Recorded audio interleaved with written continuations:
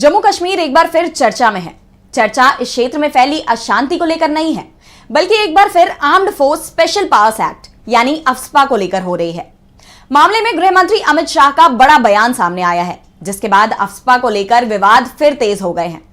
तो क्या है पूरा मामला, क्यों एक बार फिर सुर्खियों में है अफ्स्पा, जानने के लिए देखिए ये रिपोर्ट। जम्मू कश्मीर भारत के सबसे संवेदनशील इलाकों में से एक है। क्षेत्र में सुरक्षा को लेकर जम्मू कश्मीर अक्सर ही खबरों में बना रहता है और अब एक बार फिर क्षेत्र में सेना को मिले विशेषाधिकार को लेकर चर्चा तेज है।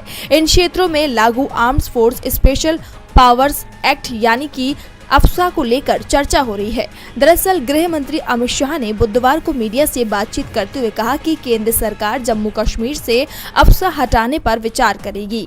वहां मौजूद जवानों को वापस बुलाने का भी प्लान बनाया जा रहा है। इसके साथ ही गृह मंत्री ने ये भी बताया कि केंद्र सरकार इस केंद्र शासित प्रदेश में सितंबर के पहले ही विधानसभा चुनाव करने की तैयारी में है। अमित शाह ने बताया कि सरकार जम्मू कश्मीर के लॉ एंड ऑर्डर की जिम्मेदारी अब सिर्फ पुलिस को सौंपने को लेकर विचार कर रही है। आपको बता दें कि जम्मू कश्मीर से लेकर उत्तर पूर्वी राज्यों के कुछ क्षेत्रों में भी लागू है। इस एक्ट के तहत अशांत क्षेत्रों में सुरक्षा बलों को विशेष अधिकार दिए जाते हैं।